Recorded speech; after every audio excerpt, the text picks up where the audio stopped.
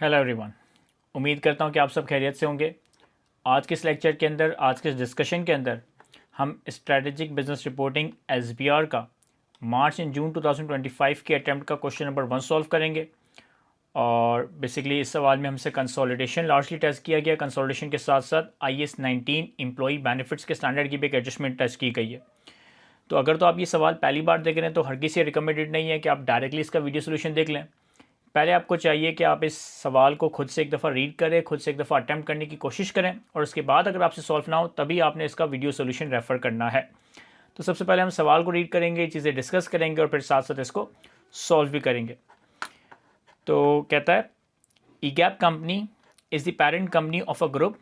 It prepares the financial statement using the IFRS accounting standard, and the financial year end is 31st December 2007. The following exhibits, that is annexures, available on the left hand side of the screen provide information relevant to the question. हमारे पास तीन exhibits, तीन एनेक्जर्स इस सवाल के अंदर। सबसे पहले exhibit में हमारे पास एक्विजिशन से पर्टेनिंग डाटा है, that provides information about the acquisition of shares in Brine company. Second exhibit में हमारे पास डिफाइंड बेनिफिट प्लान से पर्टेनिंग डाटा है, that provides details on the amendment to EGAP defined benefit plan. और third exhibit में हमारे पास draft consolidated statement of financial position यानी कि कंसोलिडेटेड बैलेंस शीट का ड्राफ्ट वर्जन अवेलेबल है, that is the draft consolidated statement of financial position for the EGAP group as at 31st December 2007। तो हमारे पास यहाँ पर तीन एनेक्जर्स, तीन एग्जिबिट्स हैं।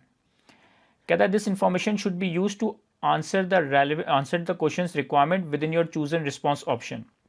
अब हमारे पास सवाल में तीन रिक्वायरमेंट्स हैं और इस सवाल की जो टोटल वेटेज है वो 30 मार्क्स की है, 30 मार्क की वेटेज का ये सवाल है। रिक्वायरमेंट नंबर 1 में कहता है, using exhibit 1 explain with calculations and in accordance with IFRS accounting standard how to correct the accounting treatment of the investment in Brian in the consolidated financial statement for the year ended 31st December 2007. Your answer should include a revised calculation of goodwill arising on the acquisition of the brine. हमारे पास annexure 1 के अंदर, exhibit 1 के अंदर Bryan के shares की acquisition से pertaining information है और हमें रिक्वायरमेंट में कहता है, 10 मार्क की रिक्वायरमेंट में हमें कहता है कि ब्राइन की एक्विजिशन की हमने कैलकुलेशंस और एक्सप्लेनेशन प्रोवाइड करनी है, गुडविल का करेक्ट नंबर कैलकुलेट करना है कि किस तरह से इस सब्सिडरी को बेसिकली किस तरह से इस ग्रुप के अंदर सही तरीके से कंसोलिडेट किया जाएगा। सेकेंड रिक्वायरमेंट में कहता है कि using exhibit 2 explain with calculation and in accordance with IAS 19 employee benefits how to account for the defined benefit plan in the consolidated financial statement for the year ended 31st December 2007। तो exhibit 2 में हमारे पास defined benefit plan से pertaining कुछ amendments की detail आ रही है। हमें कैलकुलेशन के साथ एक्सप्लेन करना है कि किस तरह से इस डिफाइंड बेनिफिट प्लान को कंसोलिडेटेड फाइनेंशियल स्टेटमेंट्स के अंदर अकाउंट फॉर किया जाएगा। और फिर थर्ड रिक्वायरमेंट में कहता है, using exhibit 1 and exhibit 2 and your previous answers adjust the pre-populated spreadsheet response option to correct the draft consolidated statement of financial position as at 31st December 2007। यानी कि point number, requirement number A में जो हमने Bryan की revise calculation perform की, revise goodwill का number calculate किया, requirement number 2 में हमने जो डिफाइंड बेनिफिट प्लान की करेक्ट अकाउंटिंग ट्रीटमेंट की, इन दोनों चीज़ों को इनकॉर्पोरेट करते हुए हमें ड्राफ्ट कंसोलिडेटेड फाइनेंशियल स्टेटमेंट्स को करेक्ट करना है, यानी कि फाइनल रिवाइज वर्जन बनाना है कि हमारे पास consolidated financial statements, consolidated balance sheet की क्या पोजीशंस होगी अगर हम इन सारी एडजस्टमेंट्स को अकाउंट फॉर कर लें। तो पहले पार्ट की वेटेज है 10 मार्क्स, दूसरे पार्ट की वेटेज है 8 मार्क्स और तीसरे पार्ट की वेटेज है 12 मार्क्स। अब हम सारे एनेक्जर्स को एक साथ रीड नहीं करेंगे क्योंकि एग्जिबिट 1 सिर्फ रिक्वायरमेंट नंबर 1 से पर्टेन करता है, एग्जिबिट 2 रिक्वायरमेंट नंबर B से पर्टेन करता है और फिर रिक्वायरमेंट नंबर C में तो हमें कंसोलिडेटेड बैलेंस शीट बनानी है।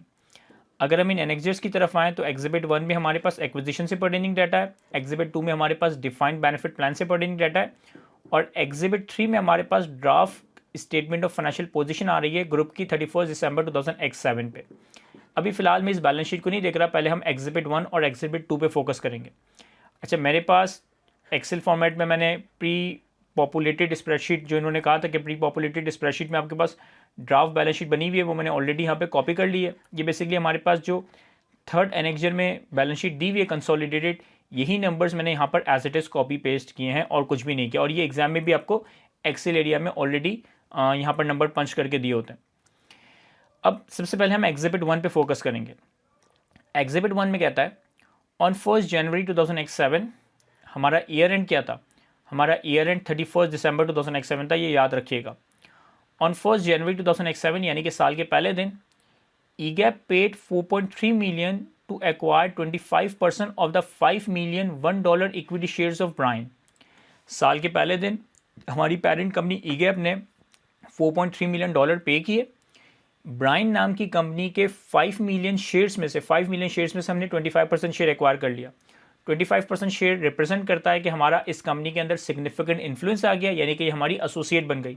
और जब हमारे पास कोई इन्वेस्टिंग कंपनी एसोसिएट बन जाए तो इसके ऊपर हम equity accounting as per IAS 28 apply करते हैं। कहता है this shareholding enabled EGAP to exercise significant influence over the Brine financial and operating policy decisions. EGAP recorded this investment in Brine at cost within financial asset in the draft consolidated statement of financial position and no further entries have been recognized। तो देखिए पहले para में हमारे पास एक गलती हमें identify हुई है कि अगर पेरेंट कंपनी EGAP ने एसोसिएट के अंदर 25% शेयर होल्डिंग एक्वायर किए, सिग्निफिकेंट इन्फ्लुएंस अचीव किया है, तो इस एसोसिएट के ऊपर हमने इक्विटी अकाउंटिंग अप्लाई करनी है।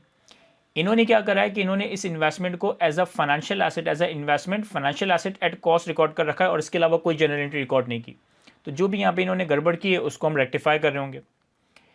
फिर सेकंड पैरा में कहता है ऑन 31 दिसंबर 2007 यानी कि हमारे ईयर एंड पे एसोसिएट बनने से एक साल के बाद, एसोसिएट हमने बनाई थी 1 जनवरी 2007 पे, इसके एक साल के बाद ईयर एंड पे EGAP acquired a further 45% of the Brine equity shares and gain control.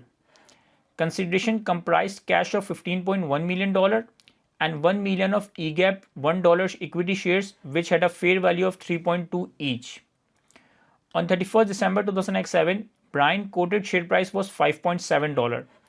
The fair value of the Brine identifiable net assets on 31st December 2007 was 14 million, which was same as the carrying amount in its individual financial statements. In the year ended 31st December 2007, Brine reported a profit of 2 million and no other comprehensive income. देखिए initially सबसे पहले 1 जनवरी 2007 पे ये हमारी associate थी with 25% share holding, लेकिन year end पे हमने मजीद 45% शेयर होल्डिंग एक्वायर कर ली। तो 25% से शेयर होल्डिंग बढ़कर हमारे पास 70% शेयर होल्डिंग हो गई और हमारे पास इसका कंट्रोल आ गया, यानी कि ये हमारी सब्सिडी बन गई। अच्छा, मजीद जो हमने 45% शेयर होल्डिंग एक्वायर की इसके लिए हमने 15.1 मिलियन कैश पे किया और बाकी पेरेंट कंपनी ने अपने 1 मिलियन शेयर्स इशू किए। पेरेंट कंपनी के शेयर्स की फेयर वैल्यू मार्केट प्राइस 3.2 थी। ईयर एंड पे सब्सिडरी के शेयर्स की मार्केट प्राइस $5.7 थी। नेट एसेट्स की फेयर वैल्यू कैरिंग वैल्यू बराबर है, दैट इज 14 मिलियन। और पूरे साल में इस ब्राइन इस इन्वेस्टिंग कंपनी ने 2 मिलियन का प्रॉफिट कमाया है और कोई अदर कॉम्प्रिहेंसिव इनकम नहीं है। ठीक हो गया। कहता है इन the draft consolidated statement for the year ended 31 दिसंबर 2007, Brine was treated as a subsidiary and accounted for using the acquisition method.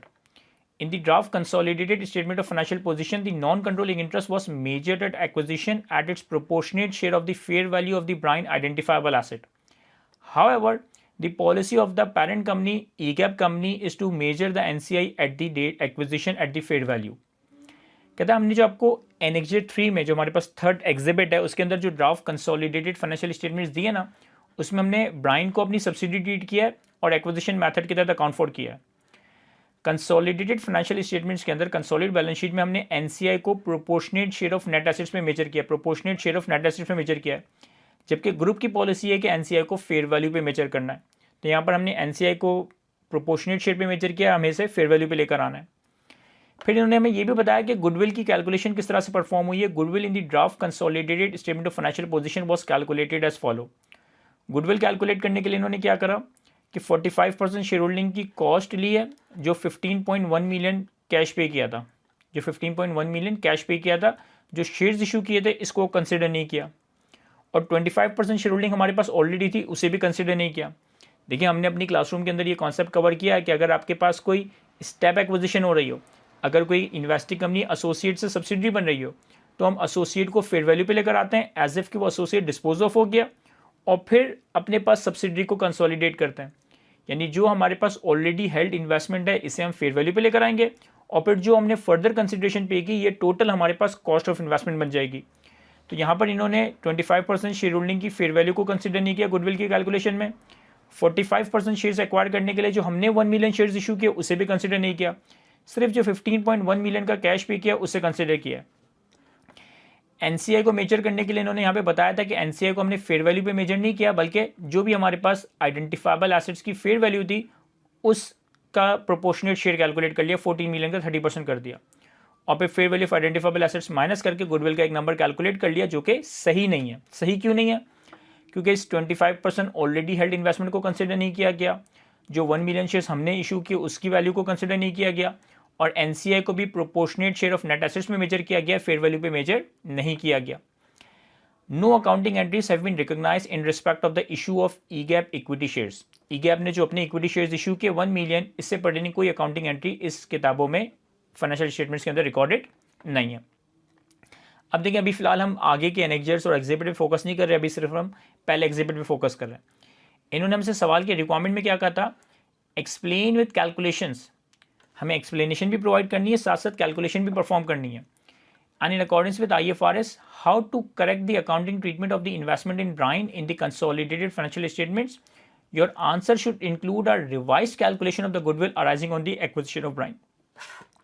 हमें कैलकुलेशंस भी परफॉर्म करनी है, एक्सप्लेनेशन भी प्रोवाइड करनी है, और साथ साथ गुडविल का करेक्ट नंबर, रिवाइज नंबर भी कैलकुलेट करना है। अब देखिए, पहले मैं सिर्फ आपको वर्बली चीज़ें एक्सप्लेन करूंगा और कैलकुलेशन परफॉर्म करूंगा, और फिर इसकी प्रॉपर प्रोफेशनल वे में ड्राफ्टिंग किस तरह से होगी वो भी साथ साथ आपके साथ डिस्कस करूंगा। देखिए, सबसे पहले अगर हम देखें इस एग्जिबिट को, तो हम यहाँ पर कुछ पहले तो रॉज ऐड कर लेते हैं। सबसे पहले हमारा फोकस रिक्वायरमेंट नंबर 1 पर है। सबसे पहले अगर हम इन्वेस्टमेंट इन एसोसिएट की बात करें, देखिए 1 जनवरी 2007 से लेकर 31 दिसंबर तक ये हमारी इन्वेस्टमेंट इन एसोसिएट थी। तो 1 जनवरी इन्वेस्टमेंट इन एसोसिएट, 1 जनवरी 2007 पे इस इन्वेस्टमेंट इन एसोसिएट को हम रिकॉर्ड करते हैं कॉस्ट पे। कॉस्ट कितनी है इसकी? 4.3 मिलियन। कॉस्ट कितनी है इसकी? 4.3 मिलियन। हमारे पास 25% शेयर होल्डिंग है, तो इसकी कॉस्ट आ जाएगी 4.3 मिलियन। अब इसे हमने अपनी सब्सिडी का बनाया है साल के आखिरी दिन, इसे हमने अपनी सब्सिडी का बनाया है साल के आखिरी दिन 31 दिसंबर 2007 पे। तो 31 दिसंबर 2007 तक ये हमारी एसोसिएट थी। तो इस एसोसिएट ने जो भी प्रॉफिट कमाया 2 मिलियन का, इस एसोसिएट ने जो भी प्रॉफिट कमाया 2 मिलियन का, इसमें जो भी हमारा हिस्सा बनता है ये हमारा share of profit from associate होगा, ये हमारा share of profit from associate होगा। यानी कि हमारे पास 2007 में share of profit from associate जो कि प्रॉफिट एंड लॉस में रिकॉर्ड होगा कितना? 2 मिलियन का 30%, 2 मिलियन का 30%। तो ये आ जाएगा 2 × 30%, यानी कि 25%, 25%, 2 × 25% हमारे पास 0.5 का share of profit from associate आ जाएगा। और share of profit from associate record करने के बाद 31 दिसंबर 2007 पे इस इन्वेस्टमेंट इन एसोसिएट की कैरिंग अमाउंट आ जाएगी हमारे पास 4.8। 31 दिसंबर 2007 पे इस इन्वेस्टमेंट इन एसोसिएट की कैरिंग अमाउंट आ जाएगी 4.8। अब देखिए, इन्होंने क्या करा है कि इन्होंने इस इन्वेस्टमेंट को as a financial asset record कर रखा है। इन्होंने क्या कर रखा है कि इन्होंने इस इन्वेस्टमेंट को as a financial asset record कर रखा है। तो अगर हम इसे सही करें तो सही कैसे करेंगे? सही यूँ करेंगे कि हम अपने पास इन्वेस्टमेंट इन एसोसिएट डेबिट करेंगे, कितने से? 4.3 से, और फाइनेंशियल एसेट क्रेडिट कर देंगे 4.3 से। जो चीज़ इन्होंने as a financial asset record कर रखी है, जो कि as a investment in associate record होना चाहिए था, तो हमने इन्वेस्टमेंट इन एसोसिएट डेबिट कर दिया, फाइनेंशियल एसेट क्रेडिट कर दिया 4.3 से। फिर चूंकि इन्होंने तो फाइनेंशियल एसेट रिकॉर्ड किया, यानी कि इन्होंने शेयर ऑफ प्रॉफिट रिकॉर्ड नहीं किया, यानी कि इन्होंने शेयर ऑफ प्रॉफिट रिकॉर्ड नहीं किया। हम इस शेयर ऑफ प्रॉफिट को रिकॉर्ड कर देंगे, तो इन्वेस्टमेंट इन एसोसिएट डेबिट हो जाएगा, शेयर ऑफ प्रॉफिट P&L में, या चूंकि हम बैलेंस शीट बना रहे हैं तो अल्टीमेटली हमारी रिटेन अर्निंग्स में रिकॉर्ड हो जाएगा। वैसे तो ये P&L में रिकॉर्ड होता है, लेकिन हम चूंकि इस सवाल के अंदर सिर्फ बैलेंस शीट बना रहे होंगे तो हम इसे अल्टीमेटली रिटेन अर्निंग्स में ले जाएंगे। कितने से? 0.5 से, 0.5 से। ठीक हो गया। इसके बाद अब आप आते हैं ईयर एंड पे। ईयर एंड पे हमने मजीद 45% शेयर होल्डिंग एक्वायर की। अब मजीद जब 45% शेयर होल्डिंग एक्वायर की, तो ये जो हमारी इन्वेस्टमेंट 4.8 पे रिकॉर्डेड है, ये डीरिकॉग्नाइज हो जाएगी, ये डीरिकॉग्नाइज हो जाएगी और इसके ऊपर एक गेन रिकॉर्ड होगा। तो अगर हम यहाँ पर गुडविल की कैलकुलेशन करें तो गुडविल की कैलकुलेशन के लिए हम कॉस्ट ऑफ इन्वेस्टमेंट कैलकुलेट करेंगे।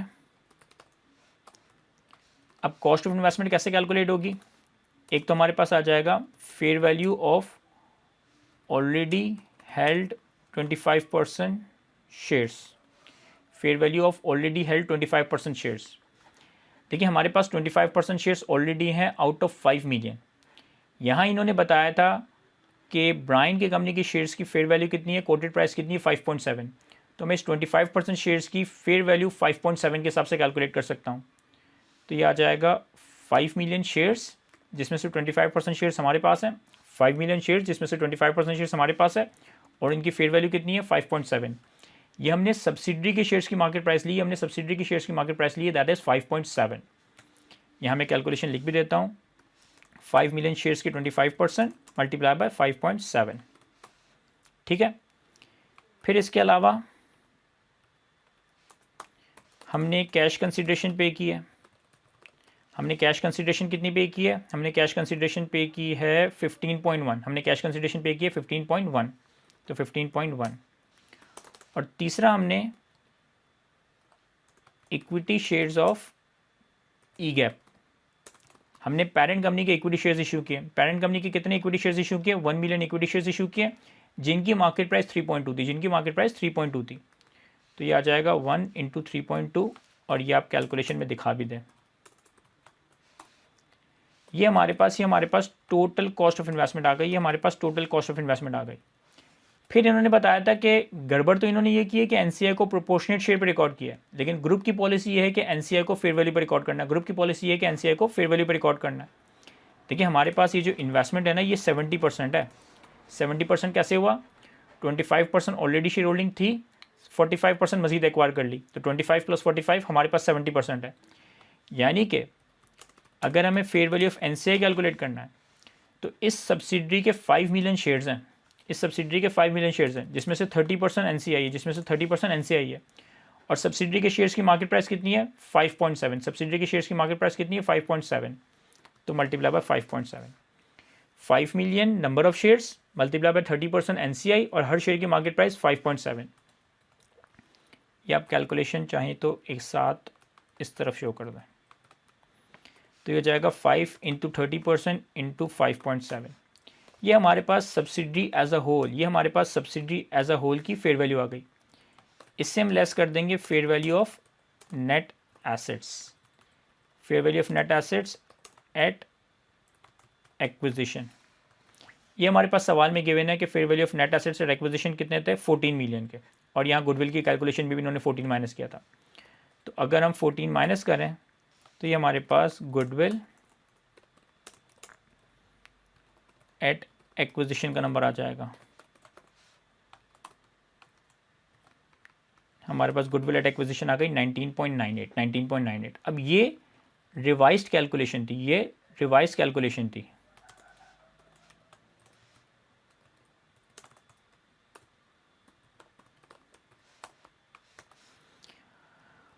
ऑलरेडी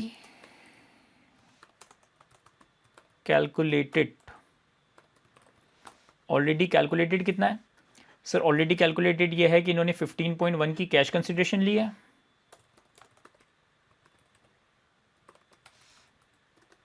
ठीक है। इन्होंने एनसीआई एट एक्विजिशन लिया है, ये सवाल में गिवन है, बस मैं वैसे ही कॉपी कर रहा हूँ ताकि मैं एडजस्टिंग एंट्रीज आपको समझा सकूँ। इन्होंने एनसीआई एट एक्विजिशन कैलकुलेट किया है 4.2 और इन्होंने fair value of identifiable assets minus की है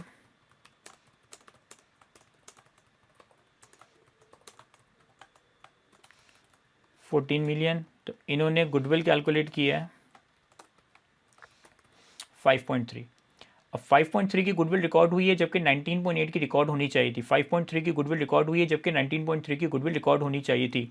तो हमारी रेक्टिफिकेशन एंट्री क्या बनेगी, रेक्टिफिकेशन एंट्री में हम गुडविल डेबिट कर देंगे 19.8 माइनस 5.3। 5.3 की गुडविल ऑलरेडी रिकॉर्डेड है, 19.8 पे रिकॉर्ड होनी है, तो 19.8 और 5.3 का डिफरेंस यहाँ शो कर देता हूँ। ये कैलकुलेट कैसे हुआ 19.98 माइनस 5.3। फिर दूसरा, इन्होंने अपनी ऑलरेडी हेल्ड इन्वेस्टमेंट को डी रिकॉग्नाइज नहीं किया, इन्होंने अपनी ऑलरेडी हेल्ड इन्वेस्टमेंट को डी रिकॉग्नाइज नहीं किया। तो हम क्या करेंगे, इन्वेस्टमेंट इन एसोसिएट को क्रेडिट करेंगे और gain on deemed disposal, gain on deemed disposal credit करेंगे। कितने से, आप 4.8 से अपनी इन्वेस्टमेंट को क्रेडिट कर दोगे, जो भी आपके पास इन्वेस्टमेंट इन एसोसिएट रिकॉर्डेड था ये खत्म हो जाएगा, डी रिकॉग्नाइज हो जाएगा। और गेन कितना रिकॉर्ड होगा, 7.3 की इसकी फेयर वैल्यू है, 7.13 की इसकी फेयर वैल्यू है और 4.8 से हम इसको डी रिकॉग्नाइज कर रहे हैं। तो 7.13 की फेयर वैल्यू माइनस 4.8 का जो डिफरेंशियल आएगा ये आपका गेन है, ये आपका इफेक्टिवली गेन है, 7.13 माइनस 4.8। तो ये हमने अपनी एग्जिस्टिंग 25% इन्वेस्टमेंट को डी रिकॉग्नाइज कर दिया, उसके ऊपर गेन रिकॉर्ड कर दिया और ये गेन हमारा अल्टीमेटली रिटेन अर्निंग्स में रिकॉर्ड होगा।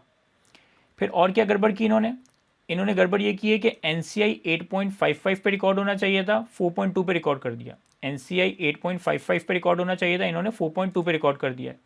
तो NCI के नंबर को सही करेंगे, कितने से, 8.55 माइनस 4.2, 8.55 माइनस 4.2। और फिर इन्होंने एक और गड़बड़ की है कि इन्होंने कैश कंसिडरेशन को रिकॉर्ड किया, मैंने इसे दोबारा रिकॉर्ड नहीं किया। इन्होंने नेट एसेट एक्विजिशन को रिकॉर्ड किया, मैंने इसे दोबारा से रिकॉर्ड, देखो जो चीज़ ये कर चुका है वो मुझे करने की ज़रूरत नहीं है, जो इन्होंने गड़बड़ की है वो मैं सही करूँगा। तो कैश कंसिडरेशन इन्होंने रिकॉर्ड की हुई है, मैं कुछ नहीं करूँगा। नेट एसेट्स इन्होंने रिकॉर्ड किए हुए, मैंने कुछ नहीं करना। NCI इन्होंने गलत रिकॉर्ड किया था, ये रिकॉर्ड होना चाहिए था, हमने डिफरेंशियल से NCI बढ़ा दिया। गुडविल इन्होंने गलत रिकॉर्ड किया था, ये रिकॉर्ड होना चाहिए था, हमने गुडविल को बढ़ा दिया। इन्होंने ये जो शेयर्स इशू किए ना, ये जो इन्होंने शेयर्स इशू किए इसको रिकॉर्ड नहीं किया, तो हम इसे रिकॉर्ड कर देंगे, यानी कि शेयर कैपिटल बढ़ जाएगा।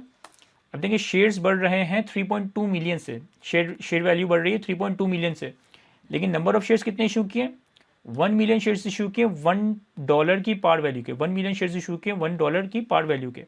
तो शेयर कैपिटल में मैं सिर्फ 1 मिलियन ही बढ़ाऊँगा, बाकी जो बैलेंसिंग है वो हमारा शेयर प्रीमियम में चला जाएगा, बाकी बैलेंसिंग हमारा शेयर प्रीमियम में चला जाएगा, दैट इज 3.2 माइनस 1। ये 3.2 का नंबर मैं यहाँ से उठा रहा हूँ कि शेयर्स की फेयर वैल्यू कितनी है 3.2, 1 शेयर कैपिटल में चला गया तो 3.2 माइनस 1 ये हमारा शेयर प्रीमियम में चला जाएगा।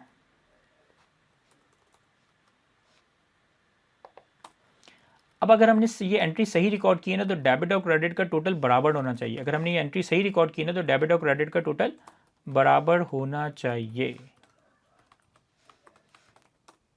और अगर आप देखें तो आपका डेबिट क्रेडिट मैच कर रहा है। मैं इस एंट्री को रिपीट कर रहा हूँ।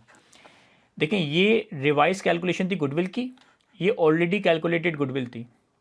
19.98 से गुडविल रिकॉर्ड होनी चाहिए, 5.3 से रिकॉर्डेड है, तो इन दोनों के डिफरेंशियल से मैंने गुडविल को मजीद डेबिट कर दिया। NCI 8.55 रिकॉर्ड होना चाहिए, 4.2 रिकॉर्डेड है, तो मैंने इन दोनों के डिफरेंशियल से NCI को बढ़ा दिया।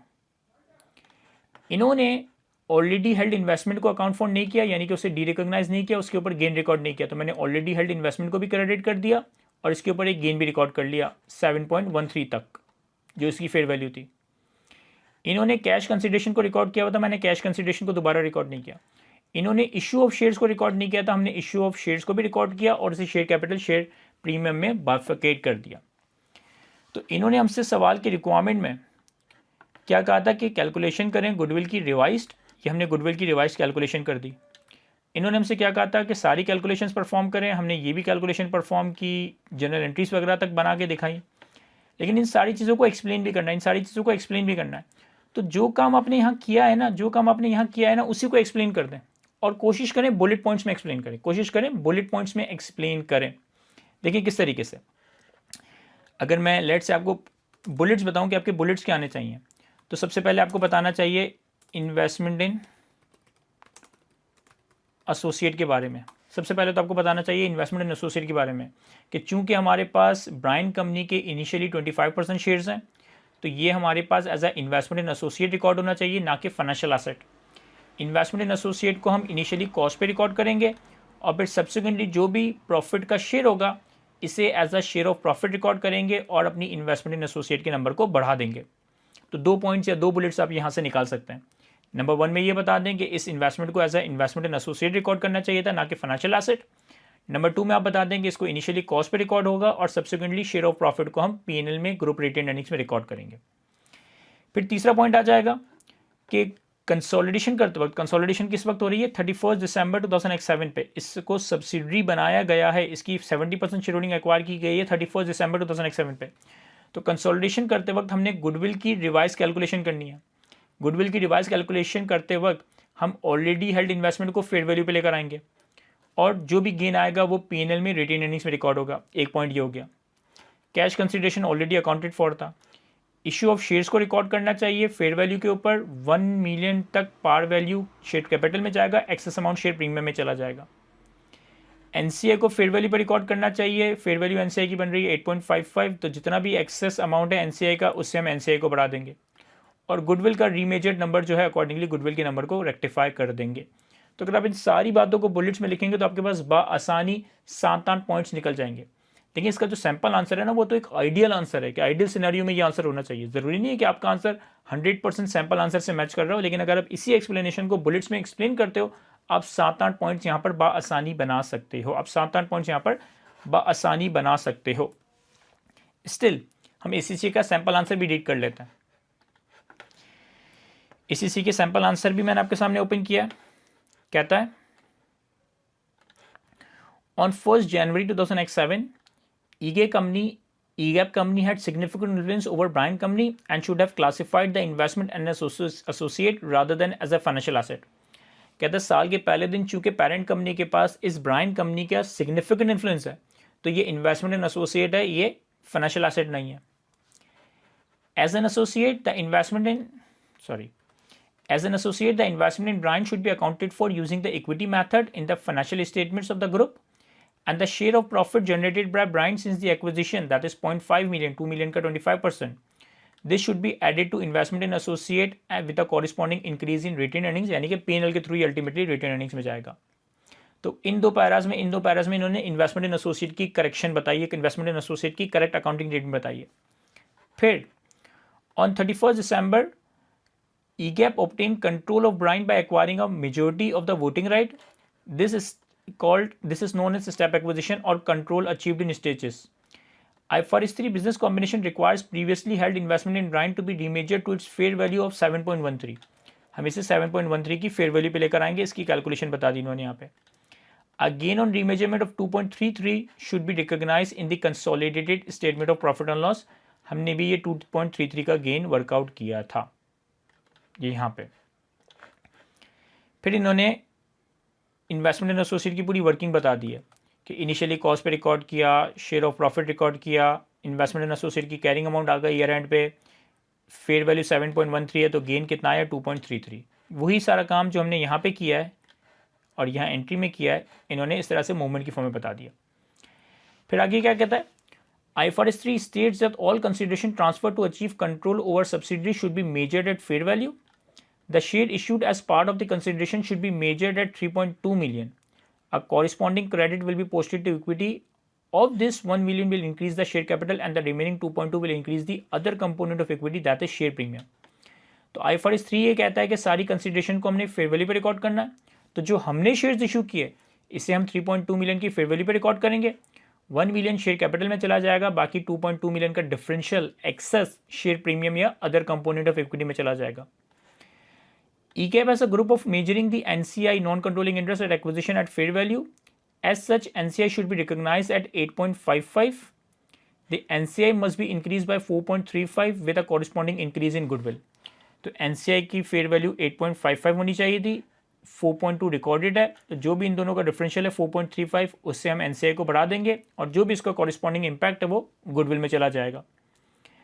अब इन्होंने गुडविल की रिवाइज कैलकुलेशन कर दी। मैं इसे री एक्सप्लेन नहीं कर रहा क्योंकि हमने ऑलरेडी 19.8 की गुडविल कैलकुलेट की, हमने ऑलरेडी 19.98 की गुडविल कैलकुलेट की है। फिर इन्होंने भी रेक्टिफिकेशन एंट्री बता दी कि पहले आप इन्वेस्टमेंट इन एसोसिएट को डेबिट करोगे, फाइनेंशियल एसेट को क्रेडिट करोगे, ये एंट्री हमने यहाँ बनाई थी। फिर आप इन्वेस्टमेंट इन एसोसिएट को डेबिट करके शेयर ऑफ प्रॉफिट रिकॉर्ड करोगे, ये एंट्री हमने यहाँ बनाई थी। फिर आप इन्वेस्टमेंट इन एसोसिएट के ऊपर गेन ऑन डिस्पोजल रिकॉर्ड करोगे, ये काम हमने इस एंट्री के अंदर कर दिया था, ये काम हमने इस एंट्री में कर दिया था कि हमने इन्वेस्टमेंट को डिरिकॉग्नाइज करके गेन रिकॉर्ड कर दिया था, इन्होंने यहाँ पे अलग से रिकॉर्ड किया। फिर जितनी भी ये तीनों का टोटल था तो 7.13 बन रहा था इन तीनों का टोटल, उससे गुडविल को डेबिट किया, इन्वेस्टमेंट एंड एसोसिएट किया, हमने कंबाइंड एंट्री बना दी है। हमने 7.13 से इन दोनों चीज़ों को क्रेडिट किया, इसका इम्पैक्ट गुडविल में लेके गए। फिर एनसीआई को इंक्रीज किया, इसका इम्पैक्ट भी गुडविल में लेके गए, हमने भी एनसीआई को इंक्रीज किया, इसका इम्पैक्ट गुडविल में। और यहाँ पर इन्होंने एक एंट्री नहीं बनाई, यहाँ पर इन्होंने एक एंट्री नहीं बनाई जो कि बनानी चाहिए थी। अगर ये एंट्री बना रहे हैं तो उनको ये वाली एंट्री भी बनानी चाहिए थी कि जो शेयर कैपिटल शेयर प्रीमियम का इंक्रीज़ आएगा वो भी आपकी गुडविल में ही जा रहा होगा। तो अगर आप ये कैलकुलेशंस परफॉर्म करते हो, सारी बातें मैंने आपसे इस कैलकुलेशन के दरमियान की, उसी को अगर आप बुलेट्स फॉर्म में लिखते हो, 6-7 पॉइंट्स बना लेते हो, आई गेस कि 10 मार्क्स सिक्योर करने के लिए आपका बहुत अच्छा आंसर हो जाएगा। यानी अपने कैलकुलेशंस परफॉर्म की और जो कैलकुलेशन परफॉर्म की उसे बुलेट बाय बुलेट एक्सप्लेन करते जाएं, आप आसानी से यहाँ पर 7-8 पॉइंट्स बना सकते हैं। 10 मार्क की वेटेज है, अगर आपने 6-7 पॉइंट्स लिख ली और कैलकुलेशंस परफॉर्म कर ली, आप 10 में से 10 अचीव कर सकते हो। ये थी हमारी रिक्वायरमेंट नंबर ए एग्जिबिट 1 से पर्टेनिंग। और ये एंट्रीज हमारे लिए बड़ी रेलिवेंट है, मैंने एंट्रीज बनाई इसलिए है क्योंकि जब मैं एंड में फाइनेंशियल स्टेटमेंट्स को बनाऊंगा तो मैं एंट्रीज से ही सारी चीज़ों को प्लॉट करूंगा, तो हमारी फाइनेंशियल स्टेटमेंट्स ऑटोमेटिकली टाई होती जाएगी। ऑलराइट, इसके बाद आते हैं हम सेकंड एग्जिबिट के ऊपर। सेकंड एग्जिबिट के ऊपर आता है, कहता है EGAP has a defined benefit plan for its employees on 31 दिसंबर 2006, यानी कि लास्ट ईयर एंड की बात हो रही है। A net defined benefit obligation of 7 million was reported as a non-current liability in the consolidated statement of financial position. On 1st April 2007, the plan was amended to provide additional benefit with effect from that date. The present value of additional benefit on 1st April 2007 was 4.2 million. After the amendment, the plan was determined to have a net obligation of 12.19 million. Because of the improvement in terms, the monthly service cost changed to 0.3 million before 1st April 2007 to 0.35 million per month after 1st April 2007. The interest rate on high quality corporate bond was 5% on 1st January 2007, but this rose to 6% on 1st April 2007. तो IS 19 से pertaining defined benefit obligation से pertaining एक बहुत ही तगड़ी adjustment है जिसमें plan amendment का जिक्र किया गया। देखो, ये ग्रुप कंपनी, ये पेरेंट कंपनी अपने एम्प्लॉयज़ के लिए एक डिफाइंड बेनिफिट प्लान मेंटेन कर रही है। लास्ट ईयर एंड तक डिफाइंड बेनिफिट ऑब्लिगेशन 7 मिलियन का अमाउंट था, डिफाइंड बेनिफिट ऑब्लिगेशन 7 मिलियन का अमाउंट था लास्ट ईयर एंड तक। करंट ईयर में 1 अप्रैल पे हमने इस प्लान को अमेंड किया और कुछ एडिशनल बेनिफिट्स देने की बात की। ये जो एडिशनल बेनिफिट्स देने की बात की, इनकी प्रेजेंट वैल्यू कितनी है? 4.2 मिलियन। इनकी प्रेजेंट वैल्यू कितनी है? 4.2 मिलियन। अमेंडमेंट के बाद प्लान की फेयर वैल्यू या प्लान की जो बेनिफिट ऑब्लिगेशन की वैल्यू थी वो 12.19 मिलियन हो गई। इस अमेंडमेंट की वजह से पहले हमारी मंथली सर्विस कॉस्ट हुआ करती थी 0.3 मिलियन इस अमेंडमेंट से पहले, लेकिन इस अमेंडमेंट के बाद अब हमारी मंथली सर्विस कॉस्ट जो है वो 0.3 मिलियन से बढ़कर 0.35 मिलियन हो गई। और कॉर्पोरेट बॉन्ड्स के ऊपर 1 जनवरी पे इंटरेस्ट रेट 5% था, लेकिन प्लान अमेंडमेंट के वक्त 1 अप्रैल के वक्त ये रेट 5% से बढ़कर 6% हो गया। ठीक है। At 31st December 2007, they actually valued the net defined benefit obligation at 10 million. अब साल के आखिर में इस डिफाइंड बेनिफिट ऑब्लिगेशन की फेयर वैल्यू कितनी है? 10 million. The only accounting entry posted in the year in respect of the above was to recognize cash contribution of 4.1 million into the pension plan on 31st December in the consolidated statement of profit and loss. In the consolidated statement of profit and loss. यानी कि यहाँ इन दो Paris में जो सारा जिक्र हुआ है ना, ये तो हमने अकाउंट फॉर किया ही नहीं है, ये तो सारा कुछ रिकॉर्ड हुआ ही नहीं है। द ओनली अकाउंटिंग एंट्री, सिर्फ एक अकाउंटिंग एंट्री हुई है, और वो क्या कि जो भी हमने इस प्लान के अंदर, इस प्लान एसेट के अंदर कैश कंट्रीब्यूट किया 4.1 मिलियन का, तो हमने कैश क्रेडिट करके पीएनएल में एक्सपेंस डेबिट कर दिया है। The only accounting entry posted in the year in respect of above was to recognize cash contribution of 4.1 million into the pension plan on 31st December in the consolidated statement of profit and loss. यानी ये सारी चीज़ें तो इन्होंने record की ही नहीं है। इन्होंने सिंपली क्या किया है कि जो प्लान एसेट में कैश दिया ना, कैश क्रेडिट पीएनएल में एक्सपेंस डेबिट कर दिया। अब हमें सब कुछ सही करना है, यहाँ देखिएगा, हम पहले यहाँ कुछ रॉज ऐड कर देते हैं। अच्छा, सॉल्व करने के से पहले अगर हम रिक्वायरमेंट बी को एक दफ़ा दोबारा से रीड कर लें, रिक्वायरमेंट बी में कहा था कि using exhibit 2 explain with calculations and according with IAS 19 how to account for the defined benefit plan in the consolidated financial statement for the year ended. यानी कि अगेन यहाँ भी कैलकुलेशंस भी परफॉर्म करेंगे और एक्सप्लेनेशन भी प्रोवाइड करेंगे। इसकी वेटेज 8 मार्क्स की। अब यहाँ देखें, सबसे पहले हमारे पास पार्ट बी, रिक्वायरमेंट बी, अगर हम डिफाइन बेनिफिट प्लान की मूवमेंट बनाए, प्रॉपर मूवमेंट बनाए, तो सबसे पहले एज एट 1 जनवरी 2007, एज एट 1 जनवरी 2007 साल के पहले दिन कितना नंबर था इसका? साल के पहले दिन इसका नंबर, या लास्ट ईयर एंड पे, लास्ट ईयर एंड कहूँ या साल का पहले दिन कहूँ, बात एक ही है। लास्ट ईयर एंड पे साल के पहले दिन डिफाइंड बेनिफिट ऑब्लिगेशन का नंबर था 7 मिलियन, 7 मिलियन। अब प्लान अमेंडमेंट कब आई है? 1 अप्रैल पे। प्लान अमेंडमेंट कब आई है? 1 अप्रैल पे। तो 1 अप्रैल से पहले, 1 अप्रैल से पहले जनवरी, फरवरी, मार्च, शुरू के 3 महीनों में, शुरू के 3 महीनों में हमें ये सर्विस कॉस्ट भी रिकॉर्ड करनी है जो कि प्लान अमेंडमेंट से पहले थी 0.3 मिलियन। और फिर शुरू के 3 महीनों में हमें इस 5% से इंटरेस्ट रिकॉर्ड करना है। देखिए, जब प्लान के अंदर अमेंडमेंट हुई तो अमेंडमेंट के बाद का सिलसिला आप अलग देखेंगे, अमेंडमेंट से पहले का सिलसिला अलग देखेंगे। अमेंडमेंट से पहले सर्विस कॉस्ट कुछ और थी, अमेंडमेंट से पहले इंटरेस्ट रेट कुछ और था, अमेंडमेंट के बाद सर्विस कॉस्ट कुछ और हो गई है, अमेंडमेंट के बाद इंटरेस्ट रेट कुछ और हो गया। तो 1 अप्रैल तक पहले मैं 0.3 के हिसाब से सर्विस कॉस्ट रिकॉर्ड करूंगा। तो हमारे पास service cost 0.3 million into 3 months, मैं 3 महीनों की सर्विस कॉस्ट रिकॉर्ड कर रहा हूँ। 0.3 मिलियन इंटू 3 मंथ्स। अच्छा, सर्विस कॉस्ट हमारी कहाँ रिकॉर्ड होती है? सर्विस कॉस्ट हमारी P&L में रिकॉर्ड होती है। कैलकुलेशन को अगर हम उल्टे हाथ पे रखें तो मेरा ख्याल है हमारे पास थोड़ी क्लैरिटी होगी।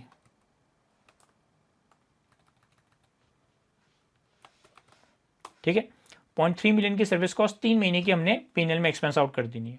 ये आ गया 0.9। फिर हम इंटरेस्ट रिकॉर्ड करेंगे at the rate of 5%, at the rate of 5%, क्योंकि प्लान अमेंडमेंट से पहले 1 जनवरी पे इंटरेस्ट रेट कितना था? 5%। अगेन सिर्फ 3 महीनों का, तो ये होगा 7 मिलियन का 5%, 7 मिलियन का 5% इंटू 3/12। 7 मिलियन का 5%, ओपनिंग ऑब्लिगेशन का 5% इंटू 3 मंथ्स का इंटरेस्ट, ये आ गया 0.09। इसकी कैलकुलेशन हमने कैसे की है? 7 इंटू 5% इंटू 3/12। ठीक है, अब ये अमेंडमेंट से पहले की कहानी चल रही है, शुरू के 3 महीनों की कहानी चल रही है। शुरू के 3 महीनों का सर्विस कॉस्ट, शुरू के 3 महीने का इंटरेस्ट। अगर हम यहाँ पे इसकी कैरिंग अमाउंट देखें, अच्छा एक और चीज़, फिर उन्होंने कहा था कि हमने प्लान अमेंडमेंट की, तो प्लान अमेंडमेंट की वजह से जो प्लान अमेंडमेंट का एडिशनल बेनिफिट है उसकी प्रेजेंट वैल्यू कितनी है 1 अप्रैल पे? 4.2। इसकी प्रेजेंट वैल्यू कितनी है? 4.2। तो ये हमारे पास कैरिंग वैल्यू आ गई before plan amendment, before plan amendment 1 अप्रैल 2007 पे। फिर हमारे पास इस अमेंडमेंट की वजह से एक पास सर्विस कॉस्ट की हिट आई, एक पास सर्विस कॉस्ट की हिट आई। अच्छा, इंटरेस्ट भी P&L में रिकॉर्ड होगा, पास सर्विस कॉस्ट भी हमारी P&L में रिकॉर्ड होगी। पास सर्विस कॉस्ट का इम्पैक्ट कितना है? 4.2 मिलियन का।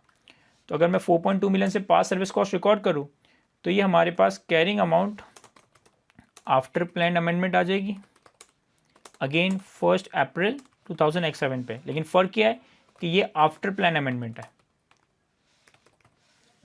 अब यहाँ पर एक चीज़ गौर करें, हमने सबसे पहले ओपनिंग ऑब्लिगेशन का नंबर लिया, 3 महीने की सर्विस कॉस्ट ली, 3 महीने का इंटरेस्ट लिया, हमारे पास प्लान अमेंडमेंट की, हमारे पास defined benefit plan before amendment आ गया। फिर पास सर्विस कॉस्ट का इम्पैक्ट रिकॉर्ड किया, हमारे पास defined benefit plan after amendment आ गया। और ये कितना आ रहा है? 12.19। ये कितना आ रहा है? 12.19। सवाल में ये नंबर हमें गिवन था। After the amendment the plan was determined to have a net obligation of 12.1 million. After the amendment, the plan was determined to have the net obligation of 12.1 million. हम उसी नंबर तक पहुँचे हैं और पहुँचना भी चाहिए था कि अगर शुरू के 3 महीनों में ये कहानी हो चुकी है और पास सर्विस कॉस्ट प्लान अमेंडमेंट का इम्पैक्ट इतना है, तो प्लान अमेंडमेंट की अब रिवाइज वैल्यू 12.19। अब 1 अप्रैल से ऑनवर्ड, 1 अप्रैल से लेकर 31 दिसंबर तक की बात करेंगे। तो 1 अप्रैल से लेकर 31 दिसंबर तक एक सर्विस कॉस्ट रिकॉर्ड होगी, कितनी? इन्होंने बताया था कि प्लान अमेंडमेंट के बाद जो मंथली सर्विस कॉस्ट है ना, वो 0.3 मिलियन से बढ़कर 0.35 हो चुकी है। 0.3 मिलियन से बढ़कर 0.35 हो चुकी है। तो ये आ जाएगा 0.35 multiply by 9, 0.35 multiply by 9 months. 1 अप्रैल से अगर आप 31 दिसंबर तक काउंट करेंगे, अप्रैल, मई, जून, जुलाई, अगस्त, सितंबर, अक्टूबर, नवंबर, दिसंबर, तो ये बनेंगे 9 मंथ्स। तो ये आ जाएगा 0.35 इंटू 9 और ये सर्विस कॉस्ट P&L में रिकॉर्ड होगी। देन अब इंटरेस्ट रेट कितना हो गया 6%। अब इंटरेस्ट रेट कितना हो गया 6%। तो हमारे पास इंटरेस्ट कॉस्ट रिकॉर्ड होगी, लेकिन अब की बार 5% से नहीं 6% से। और ये हम रिकॉर्ड कर रहे हैं 1 अप्रैल से लेकर 31 दिसंबर तक का, 1 अप्रैल से लेकर 31 दिसंबर तक का। तो 12.19 इंटू 6% इंटू 9/12, 12.19 की कैरिंग वैल्यू जो कि प्लान अमेंडमेंट के बाद की थी। अब इस पर रिवाइज रेट से जो प्लान अमेंडमेंट के वक्त का रेट था दैट इज 6% इंटू 9/12। तो यहाँ परफॉर्म भी कर लेता हूँ कैलकुलेशन, 12.19 इंटू 6% इंटू 9/12। फिर हमने कंट्रीब्यूशन भी पे की है, हमने कंट्रीब्यूशन को एज अ एक्सपेंस रिकॉर्ड कर लिया। इसको मैं सही करूंगा जब मैं रेक्टिफिकेशन एंट्री बनाऊंगा, जब मैं करेक्टिंग एंट्री बनाऊंगा। 4.1 मिलियन की जो हमने कंट्रीब्यूशन पे की, हम एंट्री क्या बनाते हैं, कैश क्रेडिट हो जाता है, डिफाइंड बेनिफिट ऑब्लिगेशन डेबिट हो जाता है। जो भी कंट्रीब्यूशन किया जाता है उसे एक्सपेंस आउट नहीं किया जाता, cash credit, defined benefit obligation debit. तो 4.1 मिलियन हमारा नेगेटिव आ जाएगा। अब हमारे पास ये नंबर आ जाएगा क्लोजिंग, ये नंबर आ जाएगा क्लोजिंग एज एट 31 दिसंबर 2007। लेकिन इन्होंने बताया था कि साल के आखिर में एक्चुअली के हिसाब से नेट डिफाइंड बेनिफिट ऑब्लिगेशन कितना है 10, नेट डिफाइंड बेनिफिट ऑब्लिगेशन कितना है 10। तो यानी कि हमें इस नंबर को 10 बनाना है, तो मैं माइनस कर दूं 1.79, तो ये 10 हो जाएगा। ये हमारा रीमेजरमेंट है जो कि OCI में रिकॉर्ड हो गया, हमारा रीमेजरमेंट है जो कि OCI में रिकॉर्ड होगा। इसे मैंने as a balancing number calculate किया है। किस तरीके से, जो भी हमारा बैलेंसिंग आ रहा था ये 11.79 था, इसे हमें 10 पे लाना था, तो मैंने माइनस कर दिया 1.79, ये 10 पे आ गया। अब ये रिवाइज मूवमेंट है, देखिए अगर इसको हम रिकॉर्ड करें तो हमारी एंट्रीज क्या बनेगी। सबसे पहले हमें सर्विस कॉस्ट रिकॉर्ड करनी है, ये वाली और ये वाली। अब अलग अलग एंट्री बनाए या एक साथ एंट्री के बनाए बात एक ही है, मैं एक साथ बना देता हूँ। सर्विस कॉस्ट हमारे पास P&L में डेबिट होगा, डिफाइंड बेनिफिट ऑब्लिगेशन क्रेडिट होगा। कितने से 0.9 और 3.15, 0.9 और 3.15। अब अलग अलग एंट्री बनाए कोई फ़र्क नहीं पड़ता। फिर इंटरेस्ट रिकॉर्ड होगा, नहीं, फिर पास सर्विस कॉस्ट रिकॉर्ड होगी और डिफाइंड बेनिफिट ऑब्लिगेशन बढ़ जाएगा। कितने से 4.2, 4.2। फिर इंटरेस्ट रिकॉर्ड होगा, अगेन इंटरेस्ट की आप अलग अलग एंट्री बनाएं या एक साथ एंट्री बनाएं, ऐसे कोई फ़र्क नहीं पड़ता, पास सर्विस कॉस्ट भी P&L में जाएगा। इंटरेस्ट कितना रिकॉर्ड होगा, शुरू के 3 महीनों में 0.09 और बाकी के 9 मंथ्स में 0.55। अब इन दोनों को अलग अलग एंट्री बनाएं, एक एंट्री बनाएं, बात फ़र्क नहीं पड़ता, interest debit, defined benefit obligation credit. फिर कंट्रीब्यूशन जो पे किया, ये इन्होंने ऑलरेडी कैश क्रेडिट रिकॉर्ड करके एक्सपेंस रिकॉर्ड कर दिया, कैश क्रेडिट रिकॉर्ड करके एक्सपेंस रिकॉर्ड कर दिया। हम क्या करेंगे, एक्सपेंस को डेबिट कर देंगे और defined benefit obligation, cash credit करके एक्सपेंस डेबिट कर दिया ना, तो एक्सपेंस को क्रेडिट कर देंगे। इन्होंने क्या करा है, cash credit expense debit, cash credit expense debit. तो एक्सपेंस डेबिट नहीं होना चाहिए था, तो रिवर्स करने के लिए क्रेडिट कर दूंगा। और डेबिट क्या होना चाहिए था, डेबिट डिफाइंड बेनिफिट ऑब्लिगेशन होना चाहिए था। देखिए मैं इस एंट्री को एक्सप्लेन कर देता हूँ। हम जब कॉन्ट्रीब्यूशन करते हैं तो हम एंट्री क्या बनाते हैं, defined benefit obligation debit, cash credit. इन्होंने क्या करा, इन्होंने एक्सपेंस डेबिट कर दिया, तो मैं डिफाइंड बेनिफिट ऑब्लिगेशन को डेबिट करके एक्सपेंस को क्रेडिट कर दूंगा। क्लियर है। अच्छा, यहां पर हमारे पास OCI में जो रीमेजरमेंट आ रहा है, वो OCI में हमारे पास लायबिलिटी कम हो रही है, यानी कि रीमेजरमेंट गेन आ रहा है। हमारे पास रीमेजरमेंट गेन आ रही है, ये नेगेटिव शो हो रहा है, यानी कि ये लायबिलिटी कम हो रही है, यानी कि रीमेजरमेंट गेन है। तो हमारे पास एंट्री क्या बनेगी, defined benefit obligation debit, OCI credit कितने से 1.79, 1.79। मैं एक दफ़ा देख लूँ, देखो सर्विस कॉस्ट आपने रिकॉर्ड कर लिया, इंटरेस्ट आपने रिकॉर्ड कर लिया, पास सर्विस कॉस्ट आपने रिकॉर्ड कर लिया, service cost, interest cost, contribution, remeasurement, सब कुछ हमने रिकॉर्ड कर लिया। ये हमारी रेक्टिफिकेशन एंट्रीज बन गई है।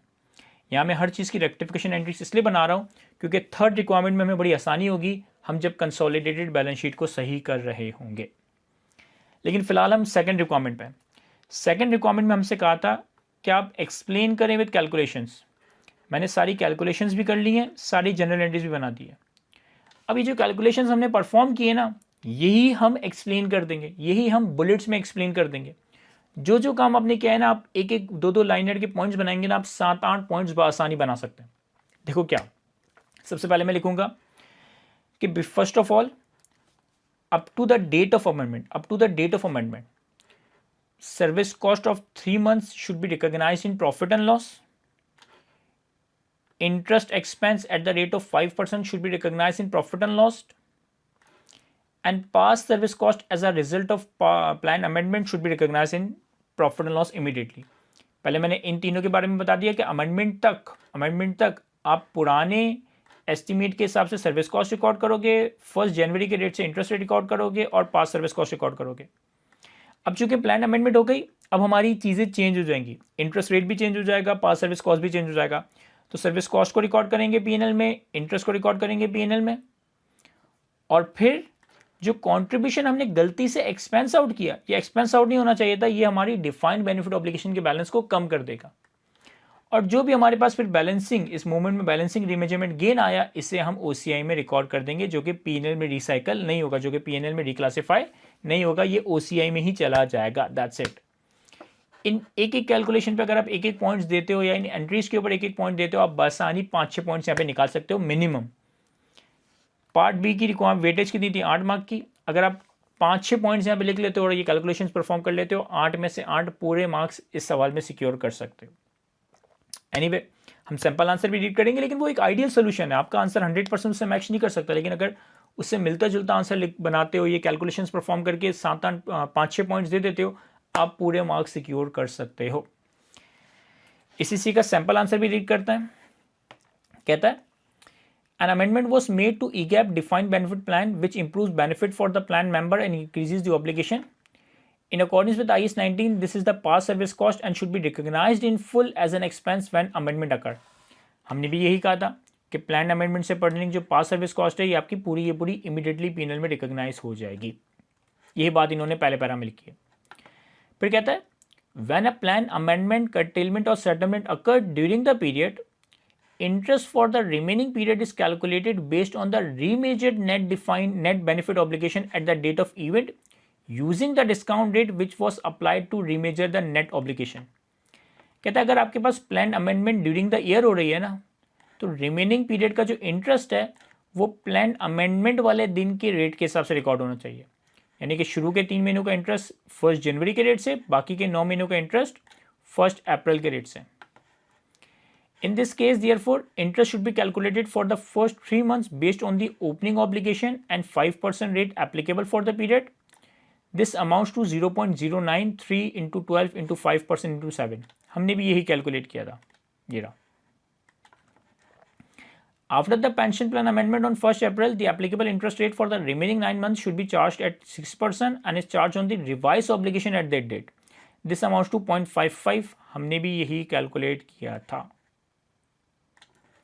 Then, the plan amendment on 1st April causes a revision in the monthly service cost for the final 9 months based on the actuarial assumption used to remeasure the net obligation at that date. The total service cost is 4.05. शुरू के 3 महीनों के 0.3 million के हिसाब से, बाकी के 9 months की 0.35 मिलियन के हिसाब से। हमारी भी सर्विस कॉस्ट टोटल 4.05 ही बन रही थी। The cash contribution of 4.1 million must be removed from profit and loss and instead treated as reduction in defined benefit obligation. जिन्होंने 4.1 मिलियन एक्सपेंस आउट कर दिए थे, ये एक्सपेंस रिकॉर्ड नहीं होगा, बल्कि ऑब्लिगेशन की रिडक्शन डिफाइंड बेनिफिट ऑब्लिगेशन को डेबिट कर देंगे। फिर यहाँ पे इन्होंने पूरी मूवमेंट बनाई है, वही मूवमेंट बनाई है जो हमने बनाई थी। मैं अब इसे दोबारा री एक्सप्लेन नहीं कर रहा, इन्होंने वही सारी चीज़ें की हैं यहाँ पे जो हमने ऑलरेडी यहाँ डिस्कस कर ली है। The gain on remeasurement of 1.7 is recognized in other comprehensive income and presented as an item which will not be reclassified to P&L in future. तो जो remeasurement gain आया 1.79 का, ये हमारा अदर कॉम्प्रिहेंसिव इनकम में record होगा, इसे subsequently P&L में रिक्लासीफाई या रिसाइकल नहीं किया जाएगा। ये कैलकुलेशन भी हमने परफॉर्म की, जो कैलकुलेशन में काम किया वही अगर आप 2-2 3-3 लाइन के बुलेट्स बना के 5-6 बुलेट्स दे देते हो, आप फुल मार्क्स सिक्योर कर सकते हो यहाँ। देन हमारे पास अच्छा इन्होंने यहाँ पे रेक्टिफिकेशन एंट्री भी बनाई है। अगेन जो हमने यहाँ अलग अलग एंट्रीज बनाई है, इन्होंने एक कंबाइन एंट्री बना दी है, लेकिन एंट्री वही है जो मैंने आपको एक्सप्लेन की है, कोई अलग काम नहीं किया यहाँ पे। अब हमारे पास सवाल की थर्ड रिक्वायरमेंट पे आते हैं, जहाँ पे हमने प्री पॉपुलेटेड स्प्रेडशीट में जो हमें ड्राफ्ट बैलेंस शीट दी हुई है, इसको सही करना है। ये हमारे पास थर्ड एग्जिबिट में दिया हुआ भी है, asset, non current, current, equity, liability, NCI, सब कुछ हमें कैलकुलेट, मतलब सब कुछ हमें गिवन है। और यही बैलेंस शीट मैंने एडवांस में यहाँ पे कॉपी कर रखी है, यही बैलेंस शीट मैंने एडवांस में यहाँ पे कॉपी कर रखी है। अब देखें ड्राफ्ट नंबर हमारे पास हैं, जो जो रेक्टिफिकेशन करनी है उसकी हमने जनरल एंट्रीज बना ली है, जो जो रेक्टिफिकेशन हमने करनी है उसकी हमने जनरल एंट्रीज बना ली है। तो हम यहीं पे एडजस्टमेंट्स को अकाउंट फॉर करते जाएंगे। एडजस्टमेंट नंबर 1,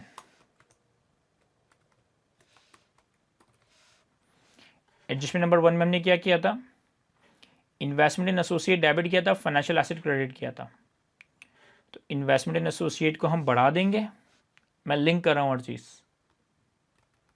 4.3 से, और फाइनेंशियल एसेट को कम करना है तो फाइनेंशियल एसेट को मैं यहाँ पे कम कर देता हूँ।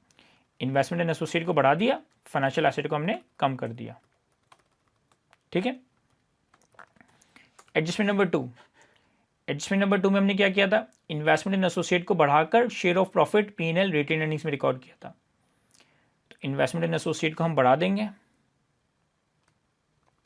0.5 से, और शेयर ऑफ प्रॉफिट को पीएनएल रिटेन अर्निंग्स में रिकॉर्ड करना है तो यहाँ रिटेन अर्निंग्स में इसे रिकॉर्ड कर देंगे।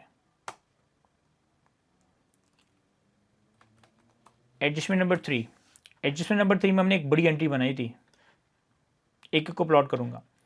गुडविल को बढ़ाना है 14.68 से, गुडविल बढ़ेगा 14.68 से, सही है, गुडविल को बढ़ा दिया 14.68 से। इन्वेस्टमेंट इन एसोसिएट को कम करना है 4.8 से, इन्वेस्टमेंट इन एसोसिएट को कम करना है 4.8 से, तो इन्वेस्टमेंट इन एसोसिएट को कम कर देंगे, सॉरी हमने फाइनेंशियल एसेट पे लिंक लगा, इन्वेस्टमेंट इन एसोसिएट को कम कर देंगे। अच्छा एक चीज़ हमने गलत लिंक कर दी है, ये जो गेन है ये यहाँ रिकॉर्ड होगा, मैंने फाइनेंशियल एसेट में रिकॉर्ड कर दिया था, शेयर ऑफ प्रॉफिट मैंने गलती से फाइनेंशियल एसेट में रिकॉर्ड कर दिया था, ये इन्वेस्टमेंट इन एसोसिएट में रिकॉर्ड होगा, रिटेनिंग में रिकॉर्ड होगा। अब इन्वेस्टमेंट इन एसोसिएट को हमने कम करना है 4.8 से, तो माइनस के साथ मैं लिंक कर रहा हूँ इसे 4.8।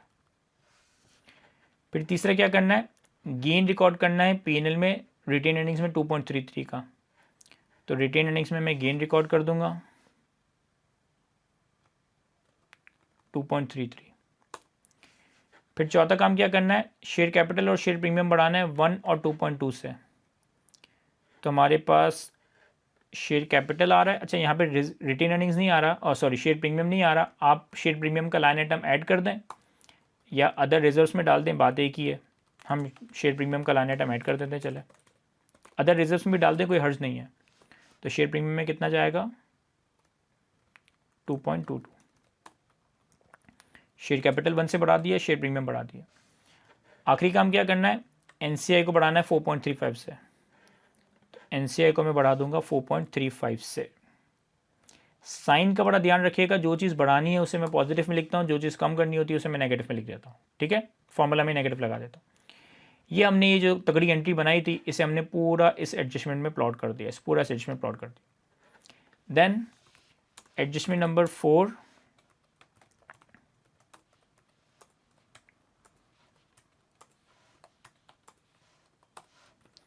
एडजस्टमेंट नंबर 4 में क्या है, सर्विस कॉस्ट पीएनएल में एक्सपेंस आउट होगा, तो यानी कि रिटेन अर्निंग्स हमारी नेगेटिव में जाएगी, माइनस होगा, रिटेन अर्निंग्स कम होगी। और डिफाइंड बेनिफिट ऑब्लिगेशन को 4.05 से बढ़ाना है, तो डिफाइंड बेनिफिट ऑब्लिगेशन यहाँ पे सेपरेटली तो नहीं आ रहा, नॉन करंट लायबिलिटीज़ में ही आ रहा होता है, इन्होंने सवाल में बताया भी था कि ये नॉन करंट लायबिलिटीज़ में रिकॉर्ड है, तो इसे मैं बढ़ा दूंगा 4.05 से। Then past service cost record करना है 4.2 से, अगेन 4.2 से हमारे पास एक्सपेंस रिकॉर्ड होगा, यानी कि रिटेन अर्निंग्स कम होंगी, और डिफाइंड बेनिफिट ऑब्लिगेशन यानी कि नॉन करंट लायबिलिटीज़ बढ़ जाएंगी। देन इंटरेस्ट रिकॉर्ड करना है अगेन P&L में, तो रिटेन अर्निंग्स कम हो जाएंगी और non current liabilities defined benefit obligation की वजह से बढ़ जाएगी। फिर ये इन्होंने कंट्रीब्यूशन को गलती से एक्सपेंस आउट कर दिया था, ये एक्सपेंस आउट होना नहीं चाहिए, तो डिफाइंड बेनिफिट ऑब्लिगेशन कम होगा। यहाँ माइनस कर देता हूँ नॉन करंट लायबिलिटीज़ में, ये कम करेंगे हम, और एक्सपेंस क्रेडिट कर रहे हैं यानी कि रिटेन अर्निंग्स बढ़ाएंगे, फिर लास्ट एंट्री में डिफाइंड बेनिफिट ऑब्लिगेशन डेबिट और OCI क्रेडिट हो रहा था, तो डिफाइंड बेनिफिट ऑब्लिगेशन डेबिट होने का मतलब है कि कम हो जाएगा, लायबिलिटी जब डेबिट होती है तो कम होती है, और OCI क्रेडिट करने का मतलब है कि आप अदर रिजर्व्स को बढ़ा दें, अदर रिजर्व्स को हम बढ़ाने के लिए पॉजिटिव कर देंगे। तो non current liabilities defined benefit obligation कम किया, अदर रिजर्व्स हमने बढ़ाने के लिए क्रेडिट कर दिया, पॉजिटिव लिख दिया। तो ये सारी एडजस्टमेंट हमने सही अकाउंट फॉर कर ली है। अब अगर हमने सब कुछ सही किया है तो हमारे पास रिवाइज नंबर्स आ जाएंगे। यहाँ बस हमें फॉर्मूला लगाना है,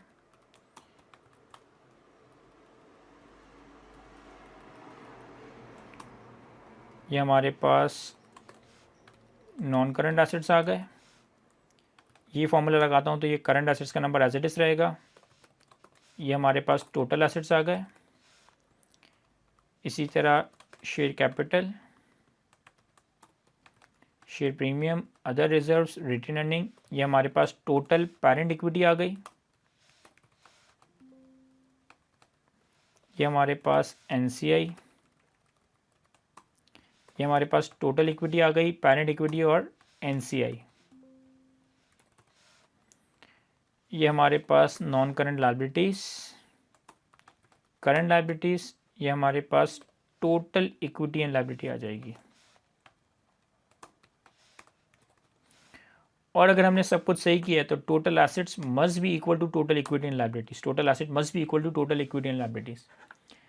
यहाँ तक हमारी ये बैलेंस शीट सही हो गई है, कंप्लीट हो गई है। अब देखें, आपको अपेरेंटली लग रहा होगा कि हमारे पास सवाल में जो 3 रिक्वायरमेंट्स थी उसमें थर्ड रिक्वायरमेंट की सबसे ज़्यादा वेटेज थी, लेकिन सबसे कम टाइम हमें थर्ड रिक्वायरमेंट में लगा, हमें ज़्यादा टाइम फर्स्ट रिक्वायरमेंट और सेकंड रिक्वायरमेंट में लगा। और अगर हमने फर्स्ट रिक्वायरमेंट और सेकंड रिक्वायरमेंट सही की तभी तो थर्ड रिक्वायरमेंट को हमने इतना जल्दी कम टाइम में सॉल्व कर लिया। तो ओवरऑल हमने ये सवाल इस with in time frame achieve कर लिया। लाइक पहली एडजस्टमेंट में शायद ज़्यादा टाइम लग गया, दूसरी एडजस्टमेंट में ज़्यादा टाइम लगा, लेकिन उससे हमारे पास नंबर्स इतने आ गए थे कि थर्ड एडजस्टमेंट में हमारे पास ज़्यादा कुछ करने का था नहीं, बस हमने ये सारी एडजस्टमेंट्स को प्लॉट किया और रिवाइज बैलेंस शीट कैलकुलेट कर ली है, जो कि रिकनसाइल्ड है, बैलेंस्ड है, टाइट है। तो यहाँ तक हमारा ये सवाल कंप्लीट हुआ जाता है। आई होप कि मैं सारी चीज़ें आपको अच्छे से एक्सप्लेन कर सका हूँ। आज की अपनी इस गुफ्तगू को हम यहीं तक रखता है। Thank you.